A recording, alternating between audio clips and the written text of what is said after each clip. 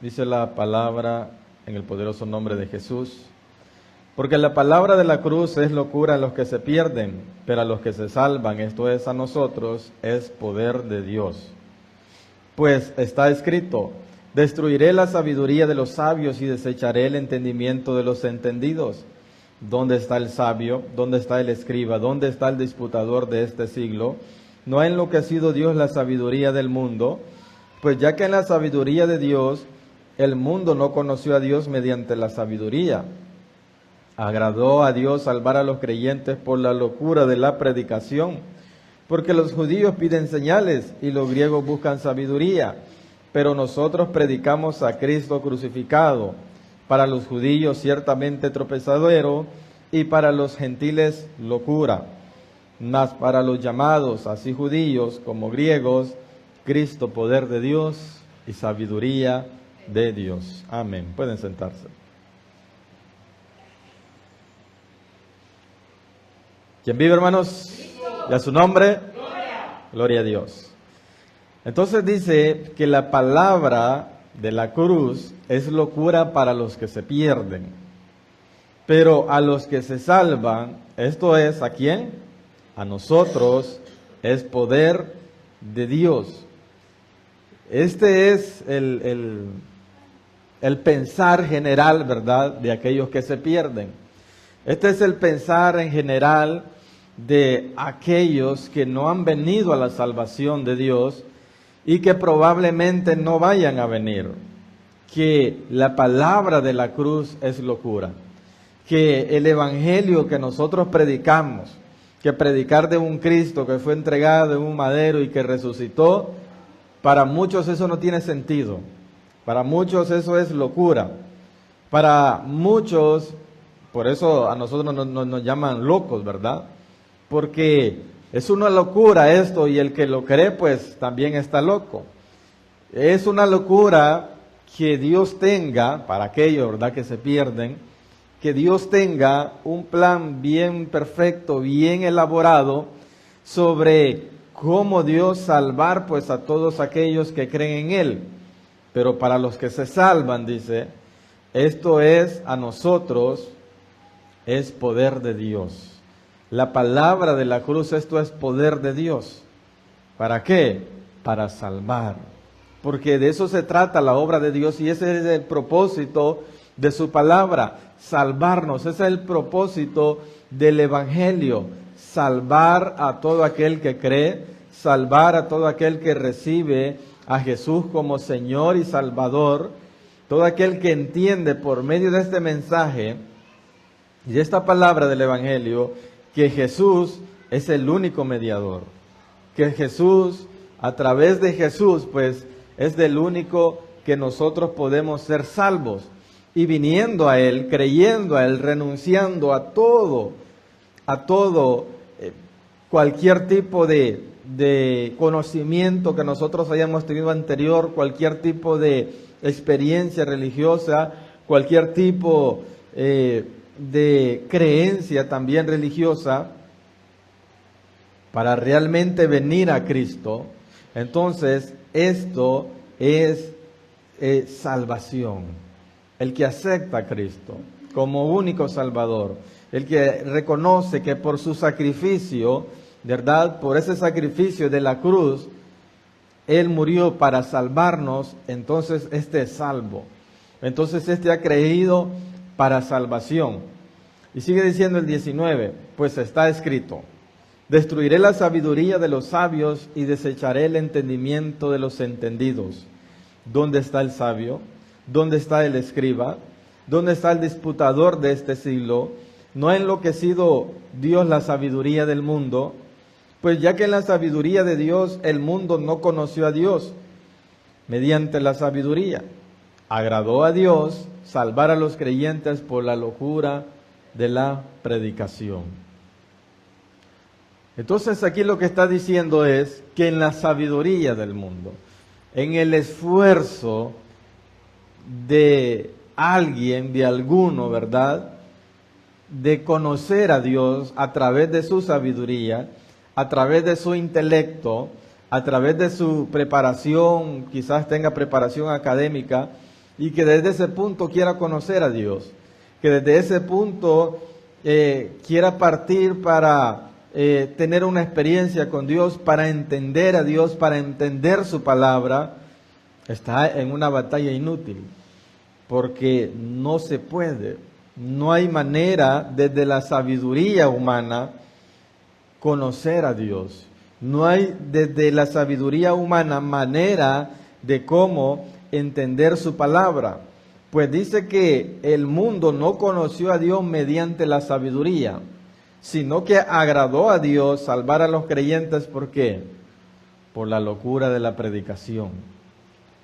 Por algo que va más allá, porque ¿cómo es, por decirlo así, la sabiduría de los hombres? O el pensamiento de los hombres, o las filosofías humanas, tratan de ser, ¿verdad?, muy ordenadas, tratan de que vayan de una manera que se vean que todo o que nada es contradictorio. Sin embargo, la palabra tiene algo, tiene una característica, la palabra de nuestro Dios, que si no es por medio del Espíritu Santo, nosotros no podremos entender esto. Al contrario del pensamiento, de escritos, de libros, de instrucción, de guías, de sabiduría humana.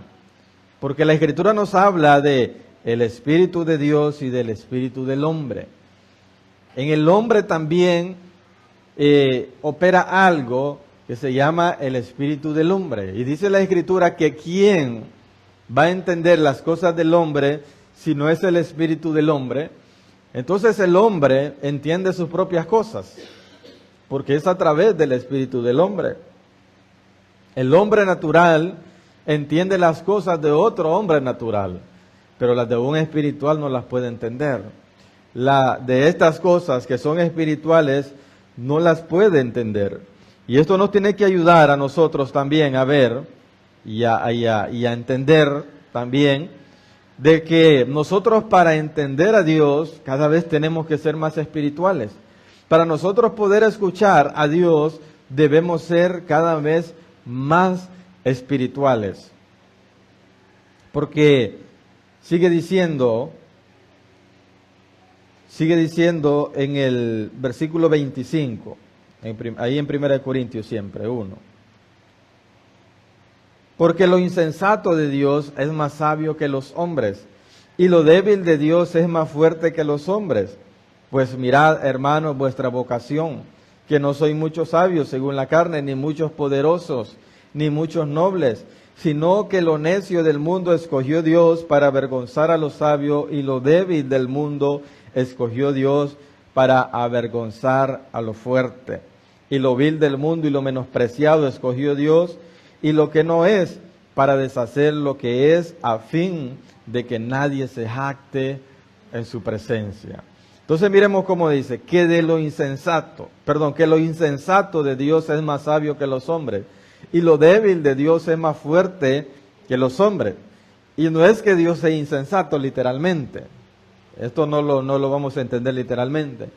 No es que literalmente Dios sea insensato, ni que literalmente Dios es débil o tiene debilidad. No, es para lo que aquellos que no entienden, para los que se pierden, piensan que Dios es insensato.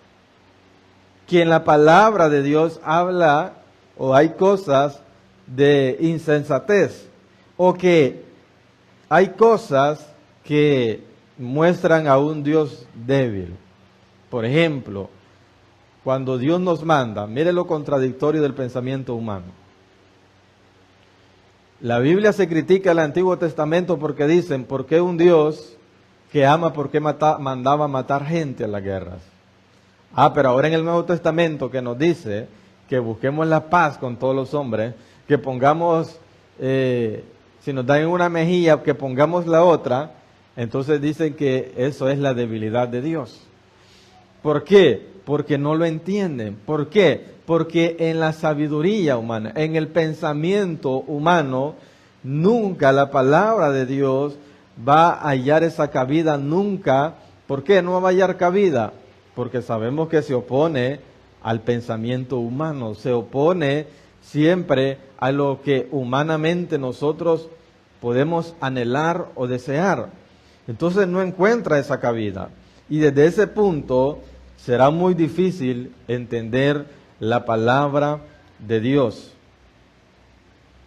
Bien, entonces decíamos, no es que Dios sea insensato ni que Dios sea débil, sino que algunos lo ven de esa manera. Algunos piensan que la palabra de Dios nos incita o nos lleva a de que nosotros nos debilitemos, en cierta manera. Pero dice ahí en el 26, pues mirad, hermanos, vuestra vocación, que no soy muchos sabios según la carne, ni muchos poderosos, ni muchos nobles. Pues miren vuestra vocación. Miremos a lo que Dios nos ha llamado. ¿Qué es una vocación? La vocación es algo que la persona ya trae por dentro, que decimos nosotros ya va a ser. Él ya traía que iba a ser así, decía. Por ejemplo, si usted quiere poner a alguien a un oficio sencillo, si usted quiere poner, bueno, por decirlo así, ¿verdad? Si usted quiere poner a alguien un oficio, aprender, voy a poner a mi hijo que aprenda este oficio, pero si él no trae vocación para ese oficio, nunca lo va a aprender. Aunque lo mande al taller que lo mande y no va a aprender. ¿Por qué? Porque no tiene la vocación. Entonces la vocación es algo que ya viene dentro de la persona.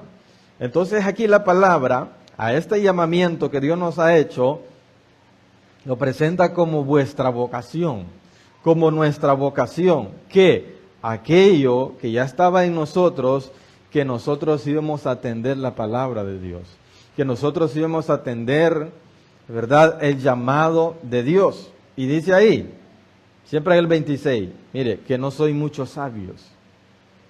¿Quién de aquí es filósofo? ¿Quién de aquí es un máster en algo? Ninguno. Ni muchos poderosos, ni muchos nobles.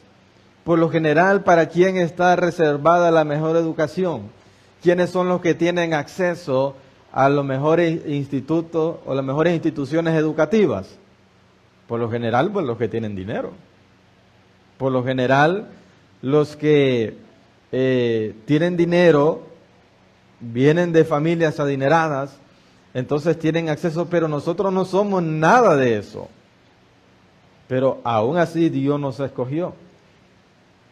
Porque dice que para avergonzar a lo débil y a lo débil del mundo, para avergonzar y lo débil del mundo escogió Dios para avergonzar a lo fuerte. Y lo vil del mundo y menospreciado escogió Dios, y lo que no es para deshacer lo que es, a fin de que nadie se jacte en su presencia.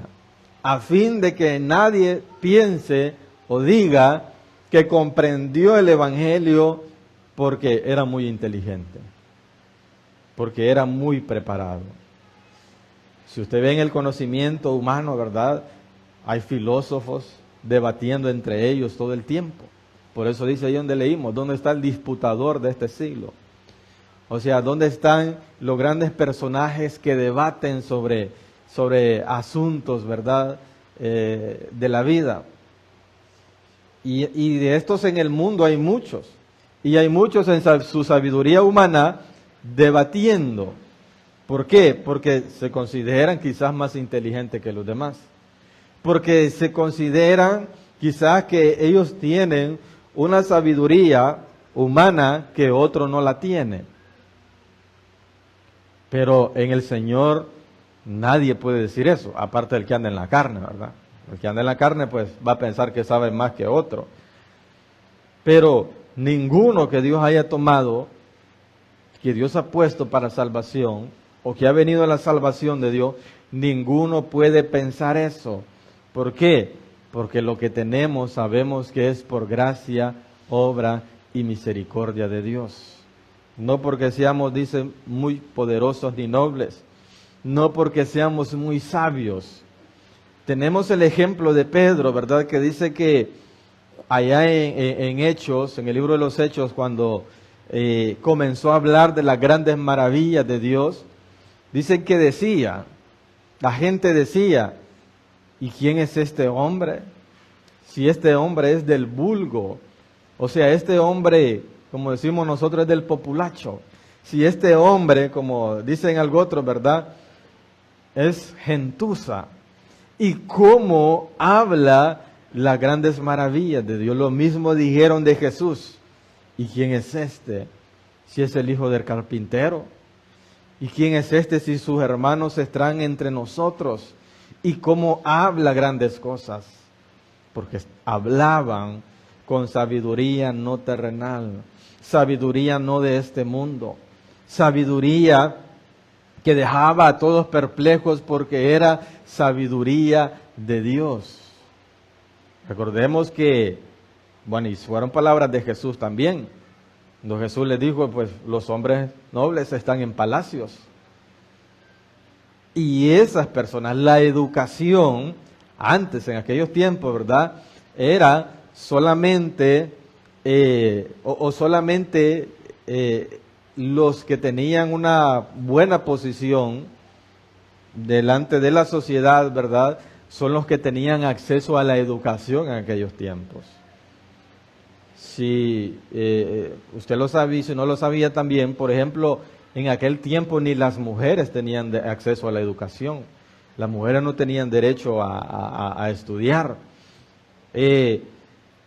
Así se manejaban las cosas en aquel tiempo. Ahora pues el pobre tiene acceso a la educación, pero una educación limitada, una preparación limitada.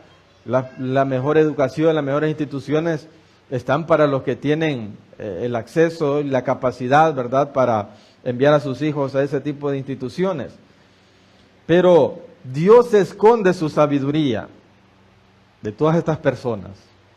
¿De qué manera? No es que no pueden ser salvos, no, sino de qué manera. De que no por todo su conocimiento que han adquirido, eso les da el poder entender a Dios. Dios dice que agradó salvar a los creyentes por la locura de la predicación. El que realmente crea esto, por muy loco que le parezca, o por muy loco que parezca, por muy sin sentido que pareciera para alguno, pero creyendo al Evangelio es la única manera que podemos ser salvos. Es la única manera en la cual Dios puede salvarnos. En la sabiduría humana decíamos que hay mucha jactancia.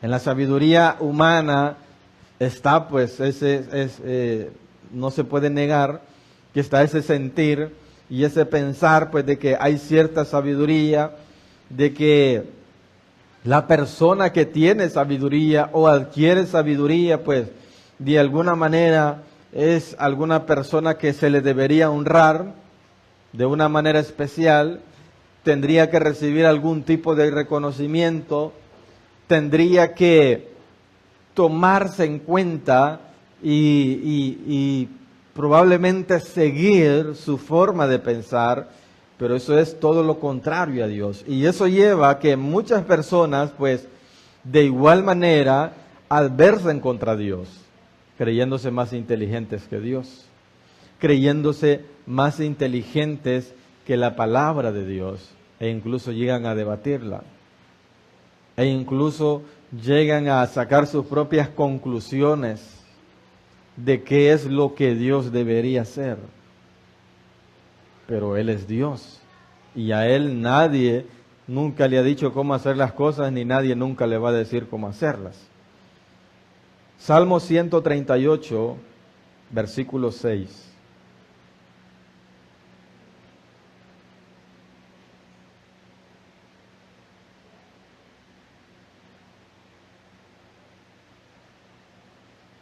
Amén. Porque Jehová es excelso y atiende al humilde, mas al altivo mira de lejos. Mire, Dios no va a atender, Dios no se le va a revelar, Dios no va a escuchar a nadie que no se le acerque con humildad. Isaías 57:15.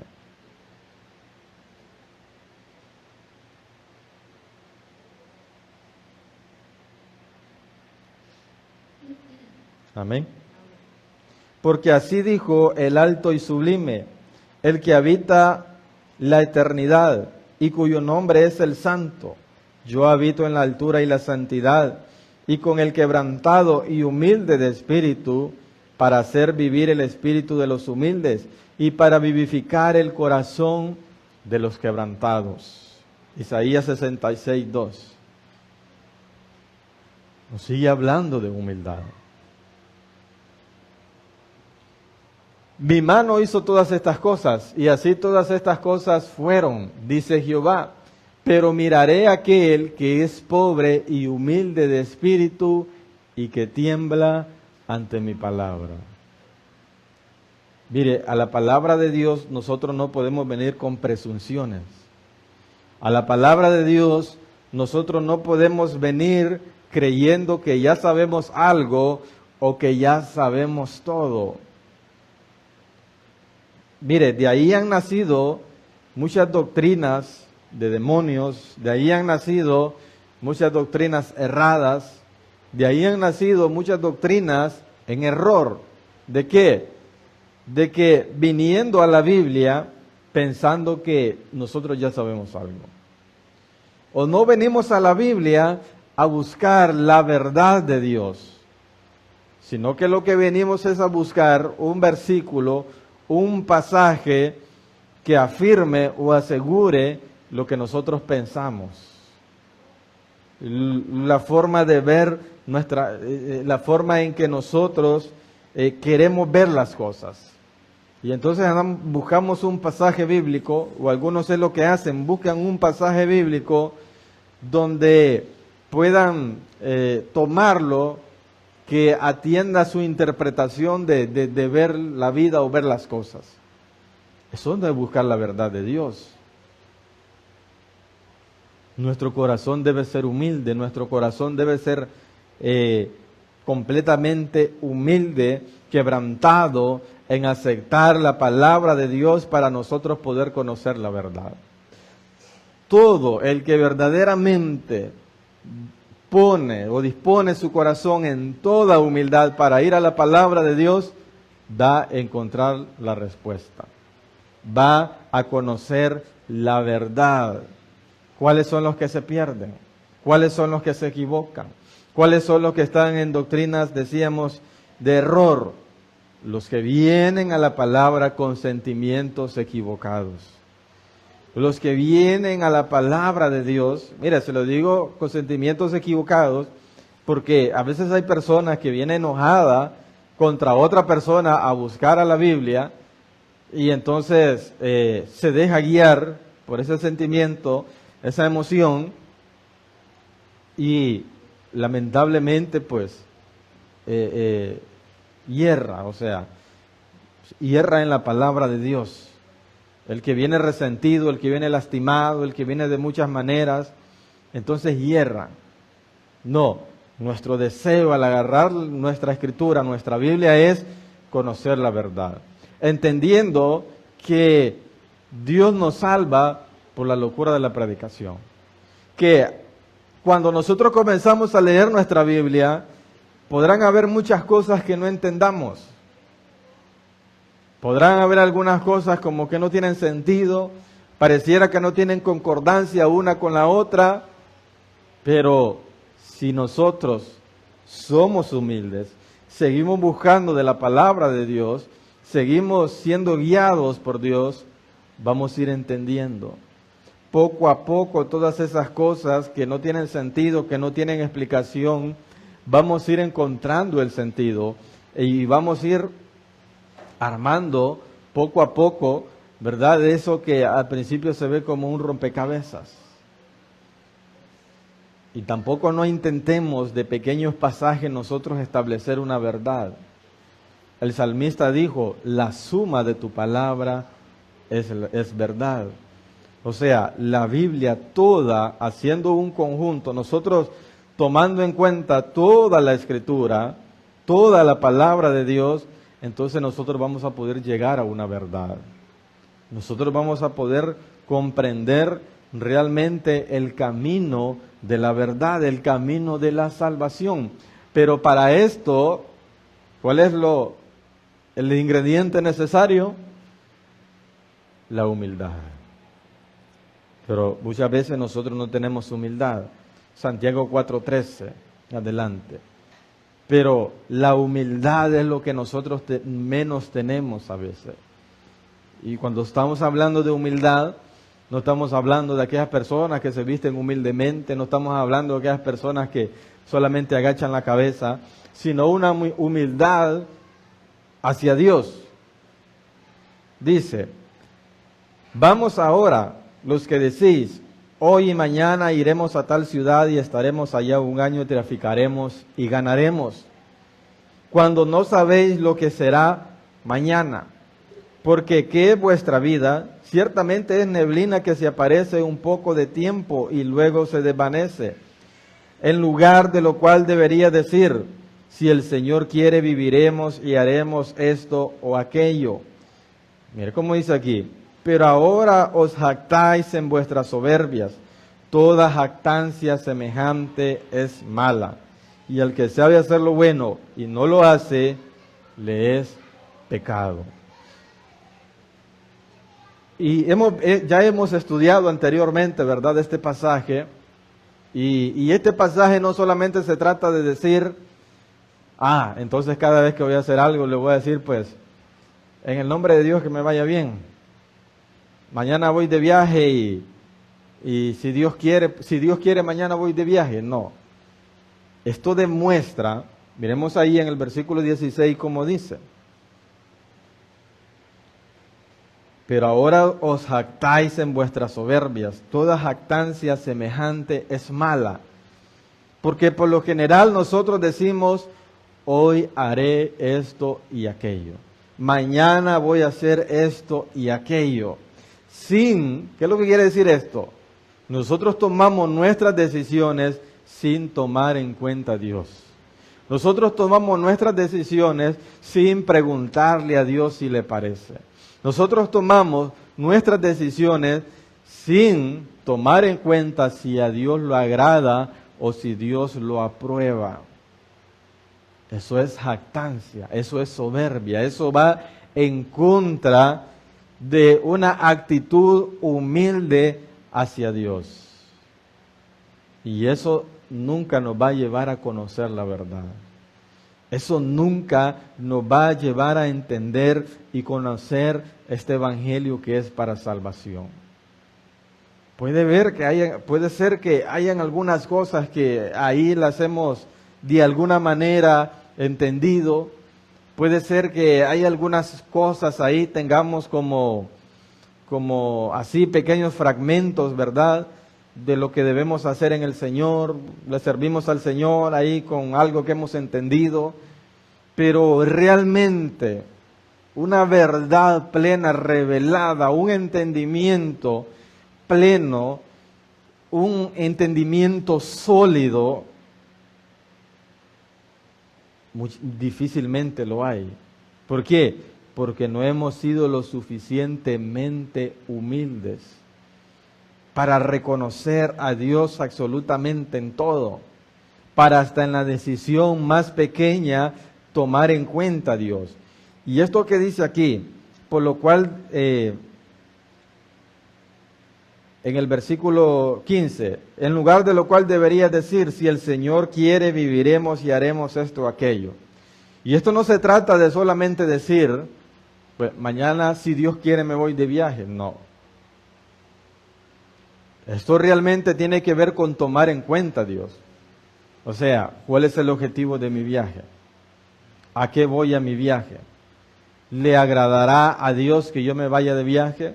¿Le agradará a Dios que yo emprenda este viaje? ¿Estará de acuerdo Dios que yo me voy por tantos días? ¿Estará de acuerdo Dios que con el objetivo por el cual yo voy a viajar? De eso se trata, por ponerle un ejemplo, ¿verdad? Si fuera un viaje, si es algo que se va a emprender, si es una decisión que vamos a tomar, lo que sea. El decir, si Dios quiere, es realmente traerlo a Dios, presentárselo según su voluntad, si Él lo aprueba, si Él lo conoce, si Él está de acuerdo, si no va en contra del propósito de Dios para mi vida, si no va en contra de lo que su palabra ha establecido. De eso se trata. Y termina diciendo ahí en el 17, y al que sabe hacer lo bueno y no lo hace, le es pecado. Mire, no se peca solo por hacer lo malo. Se peca también porque algo que sepamos que es bueno y no lo hacemos. El que sabe hacer lo bueno y no lo hace, le es pecado. ¿Me entendió eso? No solamente haciendo lo malo se peca, sino por el que sabe hacer lo bueno y no lo hace. Desde el momento que nosotros, por decirlo así, tomáramos una decisión sin tomar en cuenta a Dios, sabiendo de que no le hemos tomado en cuenta, ya estamos pecando. Desde ahí ya nosotros estamos pecando. Desde el momento que nosotros dejamos de hacer algo, que sabemos que tendríamos que hacerlo, y no lo hacemos, desde ahí ya estamos pecando. Porque el que sabe hacer lo bueno y no lo hace, le es pecado. Entonces, por eso existe aquel dicho que dice, ¿verdad?, que a veces pecamos por acción o por omisión, ya sea porque hacemos algo o ya sea que porque dejamos de hacer algo. Entonces nosotros tenemos que tener muy presente esto. Pero ¿cómo se logra esto? Con humildad en el corazón. Con un corazón humilde, ¿de qué manera? Siempre, ¿verdad?, aceptando la palabra de Dios en nuestras vidas, aceptando que Él es Dios, que nada está fuera de su control, aunque pareciera que todo está fuera de su control, pero Él sigue teniendo el control. Él fue el que creó todas las cosas. Él tiene todo poder, toda autoridad, toda potestad sobre nosotros, de hacer como Él desea en nuestras vidas, de hacer como Él desea en esta creación. Entonces, a nosotros, ¿qué nos conviene mejor? Ser humildes. Esto es como cuando un empleado se pone a pelear con su jefe, ¿verdad? ¿Quién lleva las de perder? El empleado. El jefe siempre va a tener la razón. Y aunque no la tenga, es el jefe. Lo mismo es en el Señor. Claro que el Señor sí siempre tiene la razón, ¿verdad? Pero el caso va a que no tiene ningún sentido pelear contra Él. No tiene ningún sentido altercar contra Él. Miren, un hombre justo, un hombre perfecto, dice la Biblia, quiso altercar contra Dios. ¿Quién fue ese? Job.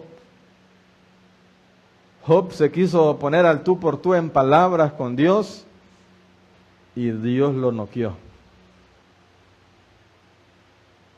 Y se le acabaron las palabras para altercar contra Dios por todo lo que Dios le respondió. Y las preguntas que Dios le hizo a Job, a ver si se las podía responder. Y no pudo. Entonces ningún humano, hay gente malcriada que se pone a altercar contra Dios. Hoy en la mañana, pues, resulta que antes de ponerme a orar, pues, abrí el teléfono yo y me encontré un video, imagínense, muy de mañana, decía ahí, las contradicciones de la Biblia. Y aparecen ciertas cosas ahí, ¿verdad? Que personas dicen que es donde la Biblia se contradice. Pero la verdad, pues, es falta de entendimiento. La verdad es simplemente querer hacerle la guerra a Dios. Es como cuando, claro, nosotros no debemos ser así, ¿verdad? Pero usted en el mundo, cuando una persona le caía mal, acuérdese ya, cuando una persona le caía mal, ¿qué pasaba? Se reía, le molestaba. Estaba seria, le molestaba. Hacía algo, le molestaba. No hacía algo, también le molestaba. Entonces esta persona, pues, realmente esa es la actitud que tiene para con Dios. No simplemente, pues, su labor y su trabajo es ser enemigos de Dios, y todo lo que dice la palabra, entonces lo contradicen. Y todo lo que Dios ha hecho y hace, entonces está malo. Simple y sencillamente es eso. No es que la palabra tenga errores. No es que Dios se haya equivocado en algún momento. Es que simple y sencillamente cuando alguien, ¿verdad? Mira a los enemigos, este es como el socialismo, ¿verdad? Y el capitalismo. El socialismo critica al capitalismo y dice que la riqueza está acumulada en unos pocos y no sé qué y lo otro, pero si usted ve un país capitalista, hay más posibilidades, hay más oportunidades en un país capitalista que un socialista. Pero aquel no lo ve porque es enemigo, son contrarios, son adversos. Entonces, lo mismo son estos enemigos de Dios, son contrarios, son adversos, ¿verdad? Su forma de pensar y ver las cosas los ciegan de tal manera que no pueden ver realmente la bendición, el beneficio de buscar a Dios, de ser humildes delante de Dios y mejor buscar a Dios. ¿Vamos entendiendo, hermanos? Entonces nosotros debemos ser humildes para con Dios. Nosotros debemos dejar que esta palabra, este evangelio que es para salvación, aunque estamos viendo estos temas, hermanos, porque nos vamos a encontrar con gente, nos vamos a encontrar con personas que nos digan que están locos, que estamos locos, con personas que nos van a decir, yo pensé que eras más inteligente vos, creyendo a eso. Yo pensé que, nos van a decir, no perdas tu tiempo, o nos van a decir, no te dejes engañar, o nos van a decir, no desaproveches tu vida, porque para estas personas el evangelio es locura, o sea, el evangelio no tiene sentido. Claro, en este tiempo ha perdido mucho sentido para la persona, para los que se pierden. ¿Por qué? Porque hoy nadie piensa en una salvación eterna. Hoy la gente solo piensa en cómo salir adelante materialmente, económicamente, porque hoy, ¿verdad? En este tiempo, la vida, el engaño de la vida que habla la palabra, la venda que Satanás ha puesto en las personas es únicamente le llaman, ¿verdad?, la prosperidad económica. El poder ser o lograr algo en esta vida, de tal manera hasta el punto de hacerle olvidar a las personas que se preparen para una vida eterna. Hasta el punto de que la persona vive los años, los días de su vida ignorando, se le ha olvidado de que después de esta vida hay otra. Y que el único camino es Cristo. Que el único camino, la vida eterna, es Cristo Jesús nuestro Señor. Y entonces hay tantas cosas, claro, hay tantas cosas que están delante de nosotros día a día, tantas responsabilidades, tantos compromisos. Tenemos que ver cómo sacamos a nuestros hijos adelante, pero no perdamos esa humildad, pero no perdamos convicción en el Evangelio. Proverbios 21, 31. Pero no perdamos, Proverbios 21:31, no perdamos convicción en el Evangelio. Que nadie nos vaya a hacer creer, porque mire, es peligroso. La Escritura habla de algunos que creyendo a la verdad luego se apartaron de ella. Entonces cualquiera está expuesto. Entonces con todas esas cosas, nosotros mantengámonos siempre creyendo al Evangelio de nuestro Señor Jesucristo. Proverbios 21:31. El caballo se alista para el día de la batalla, mas Jehová es el que da la victoria. Entonces mire, hay cosas que nosotros tenemos que hacer. ¿Cómo? Siempre tomando en cuenta a Dios. Hay decisiones que tenemos que tomar. ¿Cómo? Siempre tomando en cuenta a Dios. Hay proyectos que tenemos previsualizados a realizar. Está bien. ¿Cómo? Siempre tomando en cuenta a Dios. Y usted trabaja, y usted se esfuerza, y usted dedica, hace lo que tiene que hacer. Usted está alistando el caballo para el día de la batalla. Amén. ¿Me entiende eso? Pero, ¿qué dice ahí? Mas Jehová es el que da la victoria. Que esa victoria sea del Señor. ¿Cómo? Porque ahí estuvo el Señor. Porque nuestro corazón fue siempre humilde, nuestro corazón fue lo suficientemente humilde que al Señor siempre, ¿verdad?, le encomendamos todo lo que hacemos. ¿De qué manera, Señor, aquí te encomiendo porque voy a salir? No. Tomando siempre a Dios en cuenta por medio de su palabra. Actuando, viviendo, luchando, trabajando,